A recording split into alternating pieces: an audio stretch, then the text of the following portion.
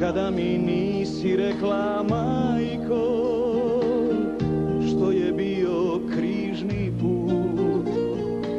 Bojala si se, majko moja, čuvala si obiteljski kut. Upalit ću noćas svijeću, nek pukne stijena, nek presuše vrela.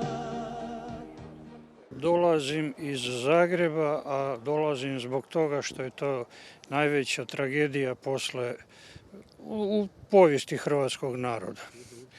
I gdje su naši ljudi i naši preci jako stradali i dolazim ovaj dan obilježiti da se ne zaborave ti ljudi koji su smrtno stradali, a odavle je počelo sve od Blajburškog polja pa cijelom diljem Slovenije i cijele Hrvatske.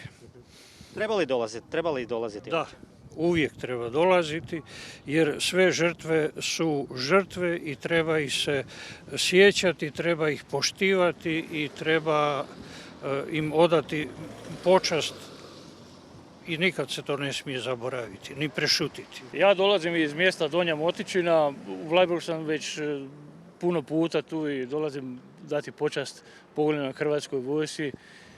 Tu je poginuo moj stric i evo godinama sam tu. Dolazim iz Osijeka, a došao sam da se ipak ne izgubi uspomena na sve te nevine ljude koji su stradani,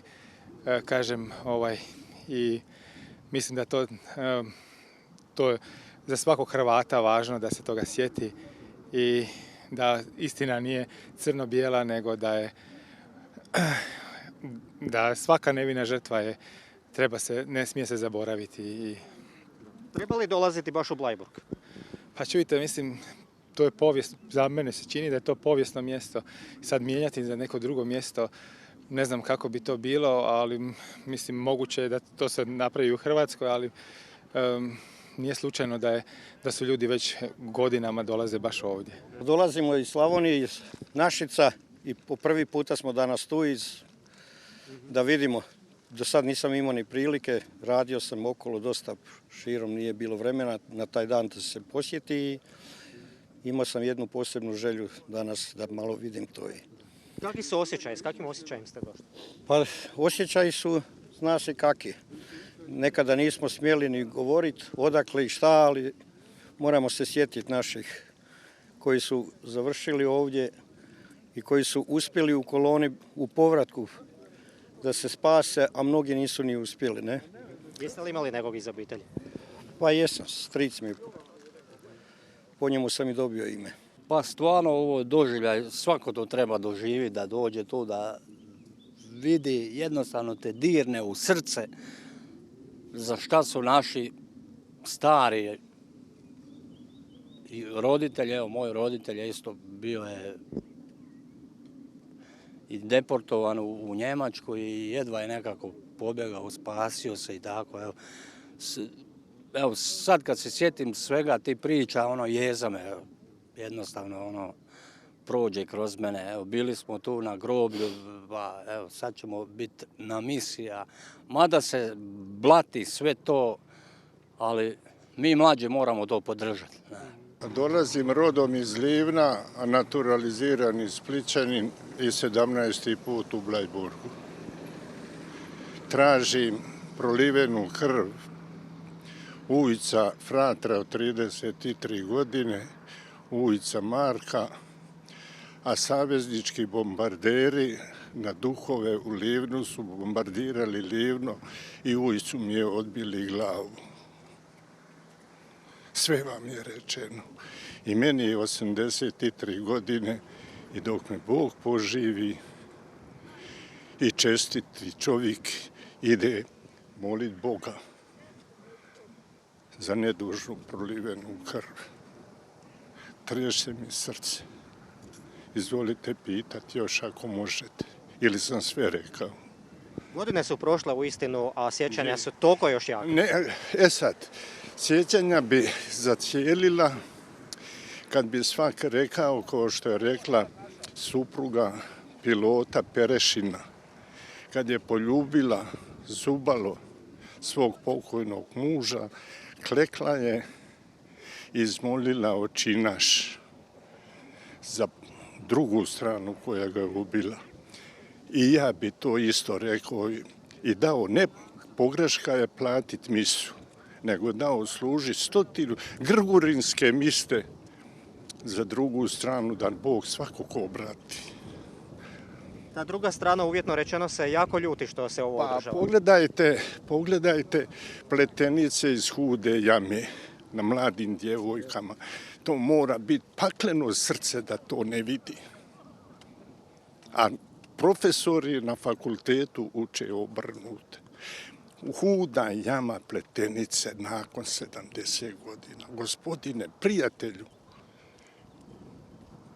Što poručujete evo svima nama mladim? A evo da kleknemo kao gospođa Perešin i da jednom ti zlotvori prestanu.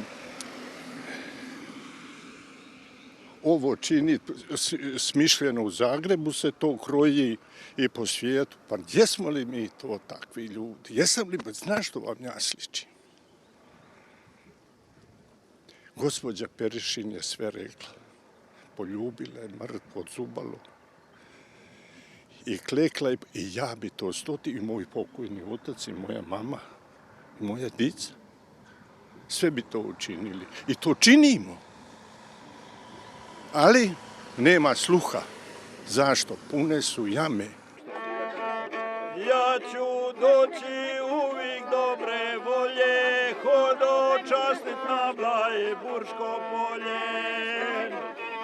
Sititi se prošloga vremena. Moj djed Marković je ovdje poginio na stratištu.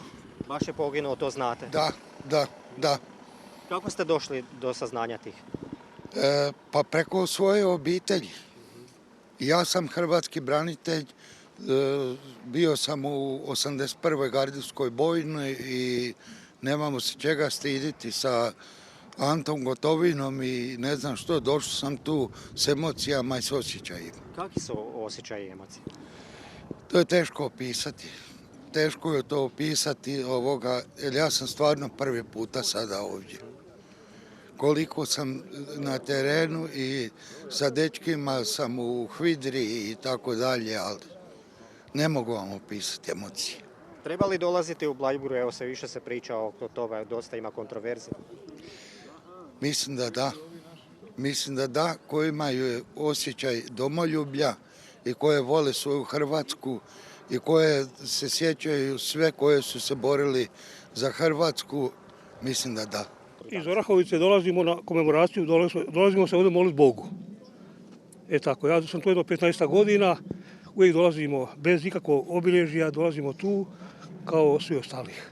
S kakvim osjećajima dolazite? Osjećajima da se molimo, ja sam vjernik i ovdje su nastradali naši ljudi nedužni i molimo se da dolazimo.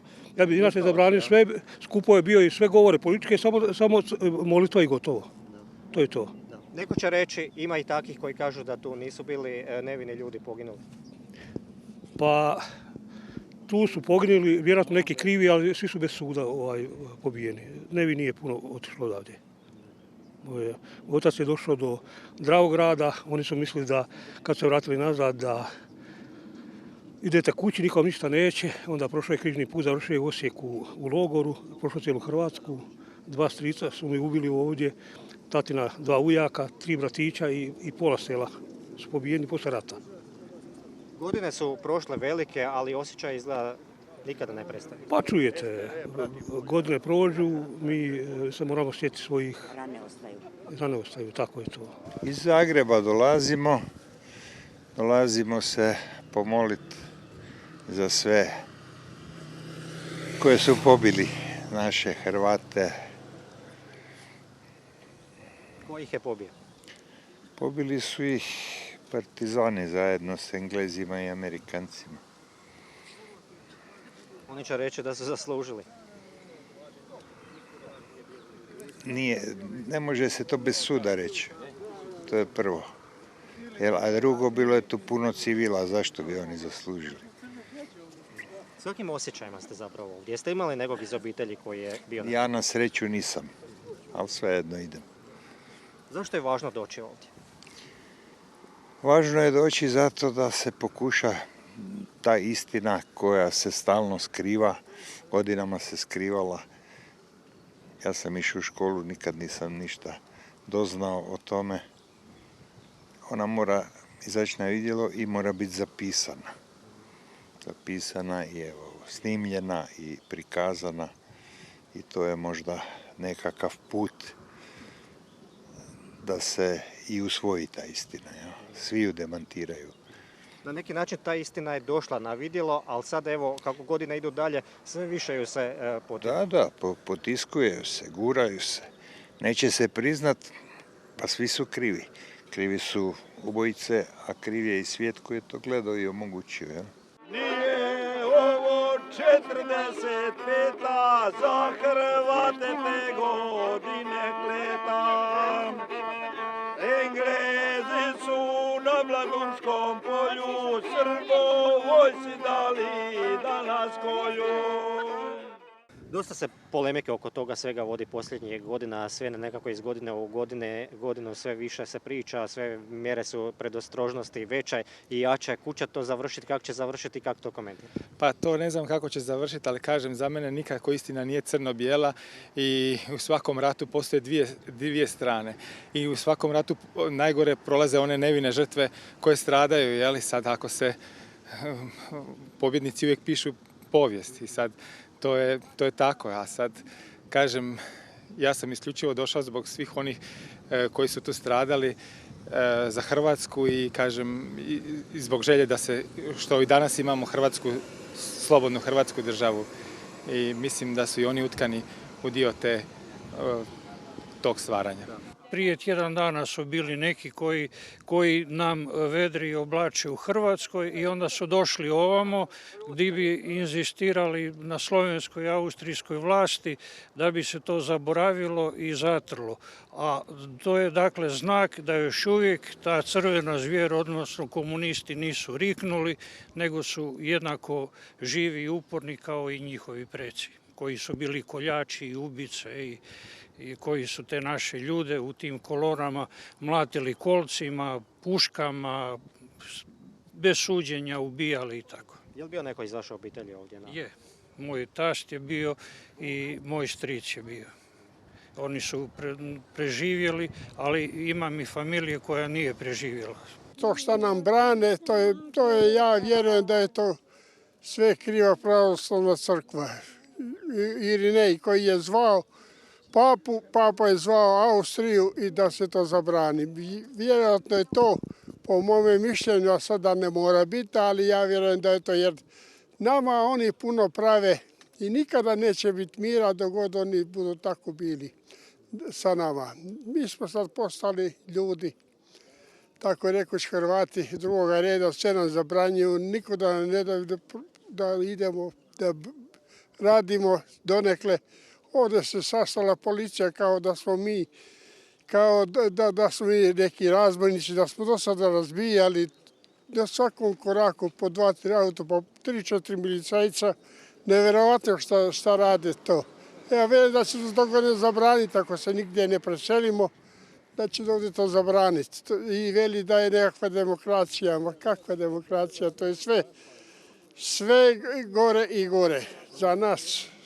Ja ne znam, naš mali narod Hrvate. U Bleiburgu sam prvi puta, a najviše dolazim zbog toga, zbog ove negativne kampanje koja se provodi protiv Bleiburga. I mene kao dragovoljca Domovinskog rata jako je naljutilo ova kampanja čak i protiv branitelja od takozvanih antifašista. I upravo njima u inat bih volio da svi dolazimo i još više da dolazimo. Da oni to rade zato da bi zataškali svoje zločine i da bi sotonizirali čak i naš sveti Domovinski rat. Ja sam prvi put ovdje, nikog nisam izgubio, moj djed je poginuo u Derventi kao domovinski vojnik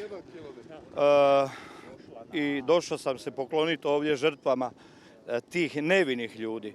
Jer ako ovi antifašisti današnji kažu da je nevin čovjek dok mu se ne dokaže krivnja. Oni čak ni tu šansu tim ljudima nisu dali. Eto, ja sam došao zbog toga da im pokažemo da su oni u stvari napravili ovdje gadnu stvar, da su pobili nevine ljude. Koja je važnost uopće samog Bleiburga i cijelog tog križnog puta za opće Hrvatsku i Hrvatsku u prošlost, sadašnjosti i budućnosti?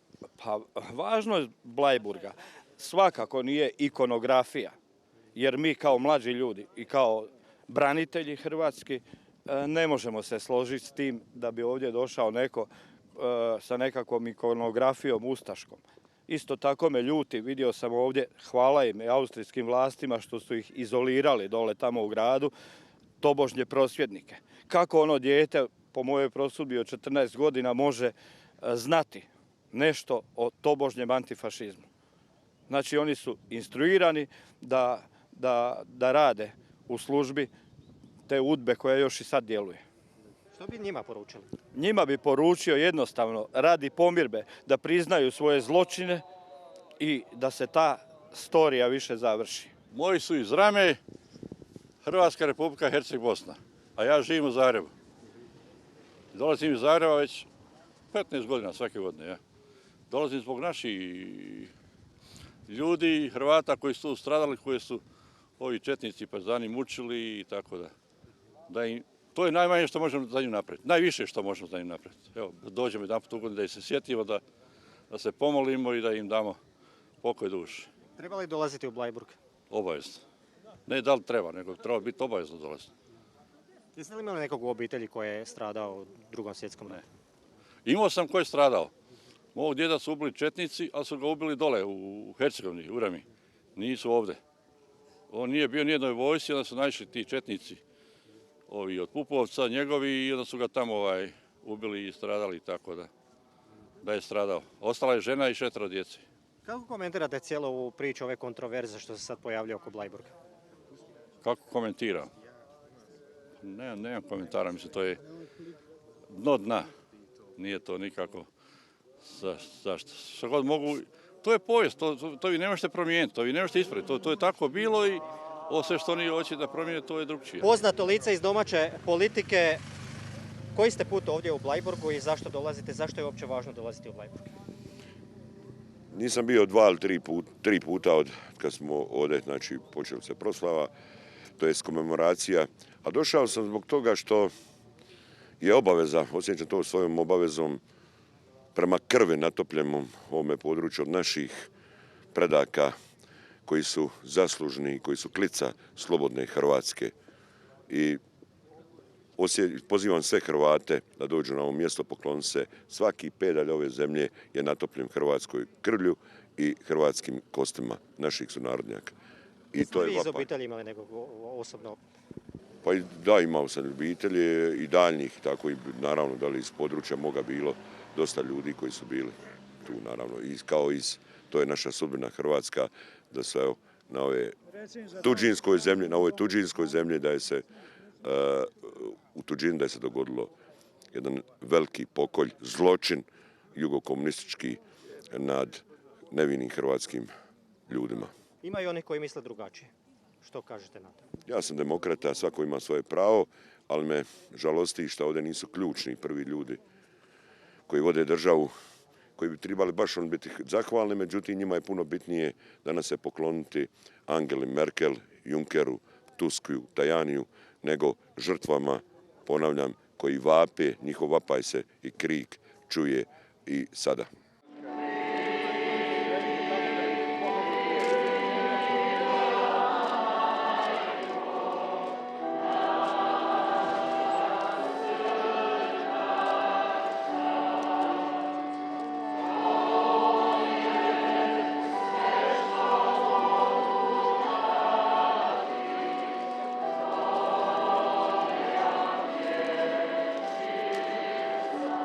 Mi i ove godine smo to pripremili kao i proteklih godina, doduše s nekim izmjenama na temelju zakonskih propisa, ali u biti sve isto. I mi to planiramo ove godine u skladu sa tim novim propisima tako dobro pripremiti da sljedeće godine imamo što manje problema. Za sada sve, evo, kao što vidimo, funkcionira normalno. Sve od polazaka ljudi iz Hrvatske, prelazaka granice do same organizacije komemoracije ovdje na Blajburškom polju. Idemo još vrlo kratko na samu poantu cijele ove priče. Zbog čega je bitno i važno obilježavati Bleiburg?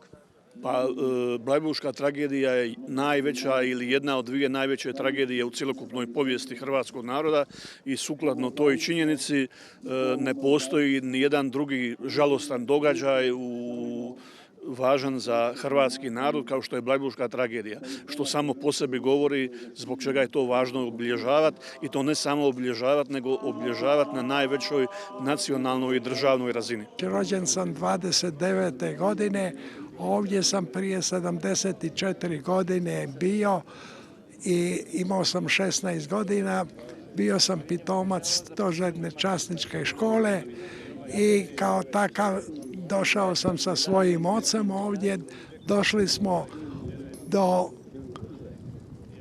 engleskih tenkova koji su bili tu postavljeni i dalje nam nisu dali. Došli smo u subotu 13. 5. i tu smo se 12. tu smo se zaustavili. U nedjelju 13., 14. i 15. gore tu je ovaj dvorac, bili su pregovori sa engleskim generalima i tad je dogovoreno da utorak u 16 sati moramo izvjestiti bijele zastave. To je tražio potpukovnik partizanske komesar 51. vojvođanske divizije Lički Srbin Milan Basta i on je podrugljivo našim pregovaračima rekao, ako nemate bijele zastave, gaće dignute. Dakle, podcjenjivački je bilo. I najprvo su tražili da u 1 sat, dakle u 12 sati u ponedjeljak bili su 3. dan pregovori, to su bili zadnji i tada je rečeno da možemo baciti oružje i tenkovi koji su nas priječili dalje bit će rašireni i mi možemo dalje u Austriju. To je bila varka. Mi smo bacili misije jer smo došli da se predamo Englezima, ali su nas dočekali da su rekli vraćate se, a rekli su vraćate se natrag, ali po istom putu bacili bi se. A ovako smo smatrali, evo idemo dalje, jer idemo u Austriju i nismo se. Nakon 200 metara čekali su partizani. I ti su nas, mi smo kako smo u koloni išli, tako produže dalje, nismo mogli nikuda, do tu su nas doveli Englezi, dalje su prihvatili partizani i do ujutro taj 51. vojvođanska divizija je bila i tu noć do 17 km Dravograda nisu nas dirali, bilo je mirno, nosili smo svi šta je ko imao, međutim ujutro u zoru kad smo došli na Dravogradski most, na sredinu mosta je stala velika grupa partizanskih oficira, jeli? I kad smo mi došli, kolona je 4 išli, onda su samo gurali napred, a tamo na kraju su čekale partizanke na konjima. To su bile kordunaške jedinice. I te su trg bando i mi pisalo je Maribor 60 km i taj dan smo pretrčali, došli na večer u Maribor. Dakle, to je bilo 16. 17. ujutro došli su na kolodvor, naime na nogometno igralište, dovodili nas i kako je na to nogometno igralište dolazile grupe odavlen koje su pješke, to je sve bilo pješke, i onda su odmah uniformirane ljude, ja sam bio pitomac, ali sam bio u civilu, i odmah su odvojili i odvodili. Kasnije smo saznali, tamo je bio kod Maribora protutenkovski rov koji je bio 3,5 km dugačak, a dubok 2 metra, 4 metra širine. I tu su najmanje je 20.000 tu, to su najmanje ustaše i oružnici poubijani, nisu išli dalje. A mene i grupu koju smo odvojili na željezničku stanicu Maribor, tu su nas čekali vagoni, oni za ugljen željezni, 2 metra visoko, a gore je otvoreno. Radi toga, jer je tu bio trbovljanski žurudnici pa su imali vagone. Tu su nas čekali i unutra kako smo dolazili, tako su nas ugurali ko sardine. Stajao je vlak, zatvorili, kad je navečer krenuo, ne znamo, to je bio već 3. dan bez jela, pića, ali nismo mogli ni nuždu jer nije imalo šta fiziološki niti ovo. I po noći je vlak krenuo i došao sutradan u veliko trgovište, tu se zaustavio u Zagorje. Dakle, na jednom su tu civili bili, tu su bili civili, dečki, 20-godišnjaci, samo imali su u rukavu crvenu traku gologlavi s puškama. Godine su velike prošle, svega se dobro sjećate i dan danas. Sve. Evo, napisao sam, ajde da vam odmah za ovo u ovoj knjizi, ovo je 9. izdanje. Evo, poklanjam vam. Unutra je, poslije toga sam još 5 godina na robiji bio. Bio sam najmlađi politički zatvorenik 47. i 48. u Lepoglavi. A kasnije 51. kad sam dobio poziv za služenje JNA, odbio sam i podvojni sud u Zagrebu i 3,5 godine u Staroj Gradiški. 5 godina sam mladost proveo. Evo. 74 godine je prošlo, sada ste opet ovdje na istom mjestu. Kakvi su emocije, kakvi su osjećaji? A čujte, ja sam tu često, naime svake godine dolazim, član sam počasnog Blajburškog voda, prema tome, a plus toga sam član političkih zatvorenika, onda sam član udruge Macelj, gdje sam trebao biti usrćen. Odnosno, taj vlak na velikom trgovištu je stajao i kad je krenuo, podigli su me, ja sam se prebacio i iskočio i to je spas. Nisam otišao, da nisam iskočio, bio bi taj dan poubijen kao i svi drugi. U Maceljskoj šumi otprilike, kažu negdje od 13, a po momini je 20.000 Hrvata. To je najveća grobište u Hrvatskoj.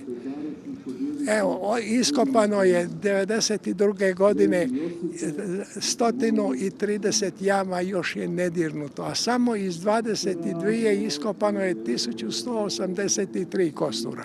Koja je po vama važnost samog Bleiburga za Hrvatsku i zbog čega je bitno obilježavati Bleiburšku tragediju? Bleiburg je bitno, ovdje je krenulo, ovdje je križni put krenuo odavlen, a on je išao na sve moguće, sve do bugarske granice ili je išao do, Makedonije i tako dalje.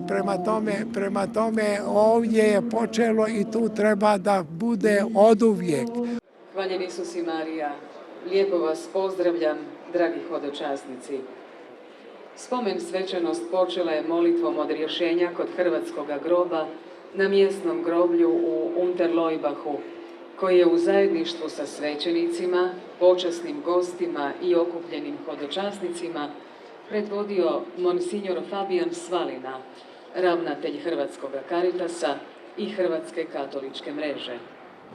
Sudionici procesije stigli su do ovoga mjesta na kojemu će uskoro započeti središnja komemoracija o 74. obljetnici Blajburške tragedije sa svetom misom za žrtve Bleiburga i križnoga puta.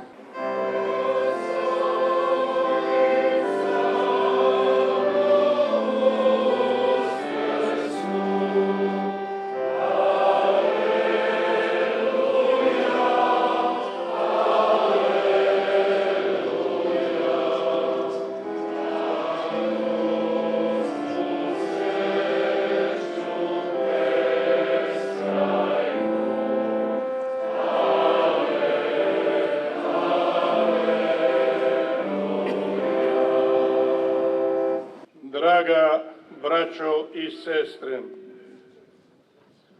nakon 74 godine ponovno smo na mjestu s kojeg je započeo križni put našeg naroda. Već taj naziv a ne neki drugi. Znak je da je naš narod svoju poratnu sudbinu vezao uz križni put Isusa Krista i da mu je upravo to ime davalo snagu da na svom križnom putu ne posustane, nego podnese svaku bol i patnju vjerujući da nakon križa dolazi proslava uskrsnuća. Prije nego će se predati u ruke neprijatelja, Isus Krist je sa svojim učenicima blagovao svoju oproštajnu večeru i naredio im da i oni to čine njemu na spomen kad god se okupe u njegovo ime.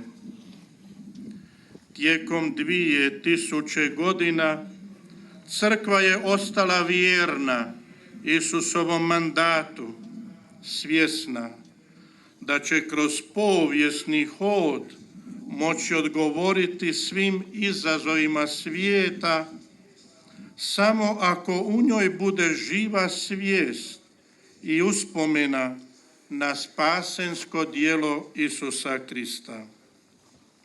Ovdje slavimo Euharistiju za sve stradalnike našeg naroda, jer smo uvjereni da dok god njihovu žrtvu sjedinjujemo s Isusovom žrtvom, ne dopuštamo da spomen na njih bude izbrisan iz memorije našeg naroda i što više da su s krsnulim Gospodinom dožive nebesku proslavu. Pokojnici nisu pokopani onda kad ih se pokopa, nego onda kad ih se zaboravi.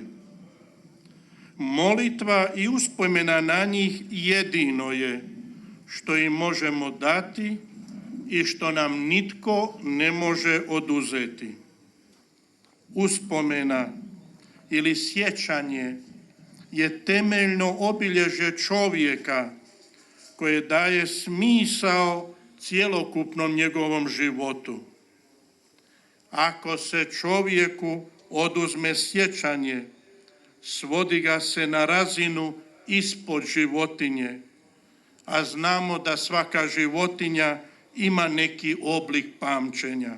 Neka svi oni do koji dopire ovaj glas i slika pokušaju shvatiti da ne mogu uništiti ovakva okupljanja, jer nama uz prenošenje sjećanja na prošle događaje naše bake i roditelji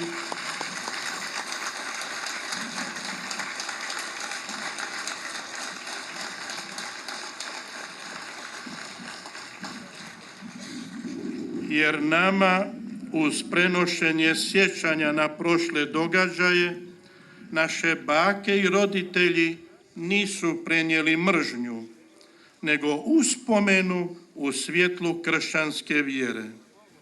Nismo danas ovdje zato što nekoga mrzimo, nego zato što svoje volimo i za njih se molimo i njihov život Božjem milosrđu preporučujemo. Samo prividno živimo u ujedinjenoj Europi. Kao u prva kršćanska vremena.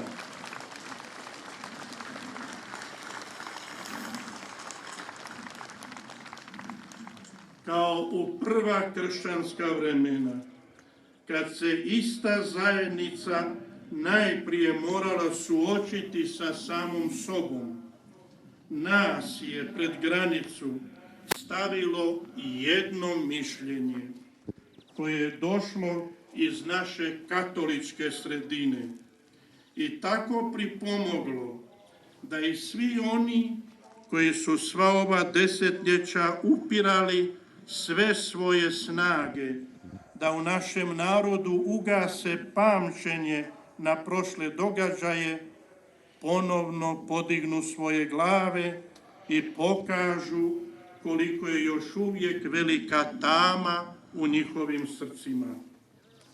Svaki razbori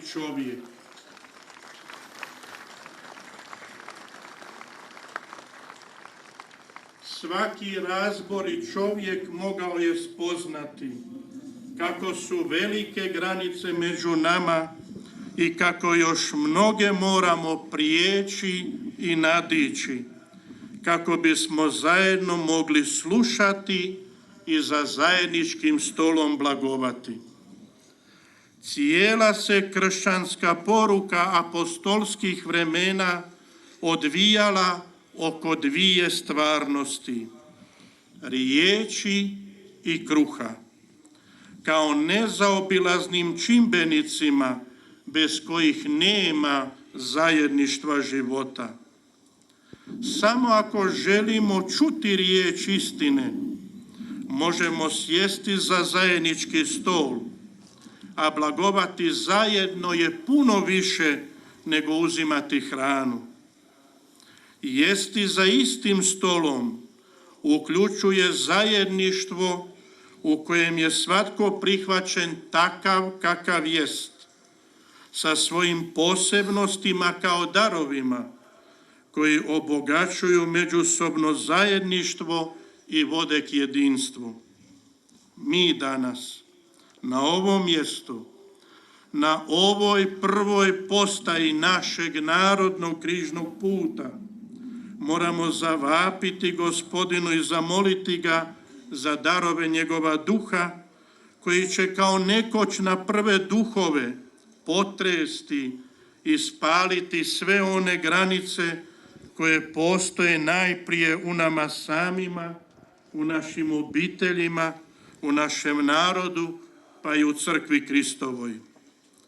Vjerujem da u našem narodu ima još toliko mudrih i razboritih, koji su spremni otvoriti svoje srce i svoj istini i povjerovati istini, ne čekajući da ta istina dođe iz Europe ili preko oceana.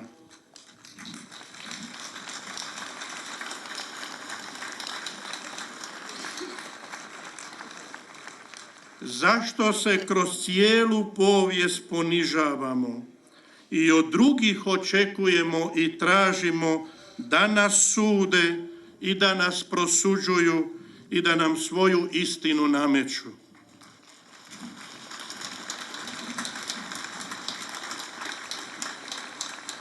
Sveti Pavao je s bolom u srcu pitao svoje kršćane u Korintu: zar među vama nema ni jednog mudroga koji bi mogao rasuditi među braćom, nego brat se s bratom parniči i to pred nevjernicima?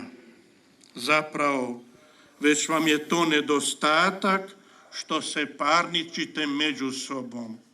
Tako Pavao prije 2000 godina. Dokad ćemo se mi Hrvati parničiti među sobom? Dokad će nam to drugi trebati suditi i govoriti što je istina?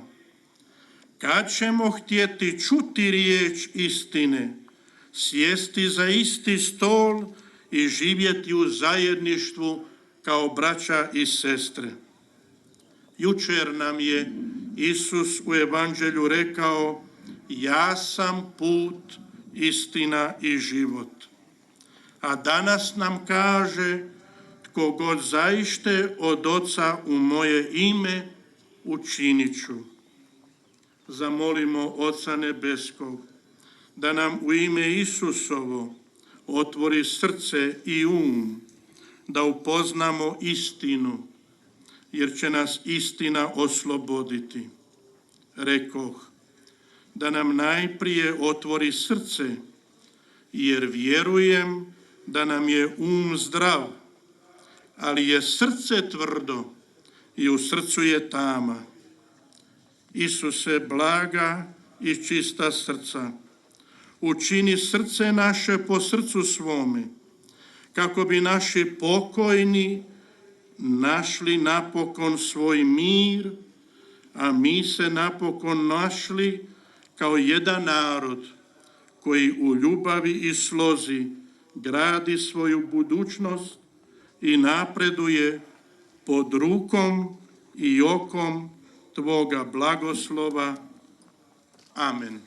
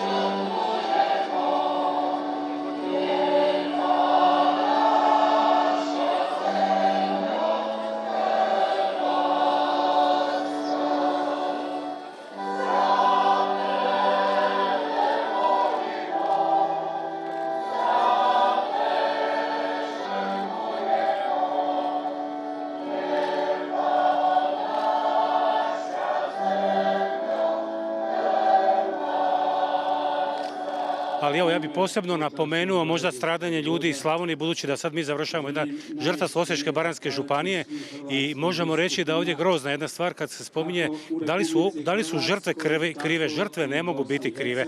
Mi dolazimo do paradoksa da su žrtve krive, a počinitelji da su pravednici. To je zaista neprihvatljivo, to možemo u medijima čuti i to zaista treba promijeniti. Napomenuo bi ljudske osobne tragedije koje su se događali, naročito ljudi sa područja Slavonije i Baranje.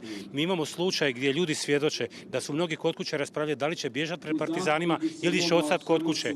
Mnogi su donijeli odluku da idu, pa su ubijeni, a mnogi su donijeli odluku da ostanu kod kuće i ubijeni su. Znači, ova teza da su ovdje ubijeni krivi ljudi i da ljudi nisu imali čistu savjest i bježali su, nije točno. Imamo slučaj jedne obitelji iz Vinkovaca. 3 brata su se rastala u Đakovu. 2 su otišli prema Bleiburgu, ostali su živi. Jedan je ostao u Đakovu, kaže nemam šta bježati, nisam kriv, on je ubijen u Đakovu. Tako da zaista ovdje zaista govoriti da ima krivih žrtava koji su krive, to je paradoks, to je neprihvatljivo.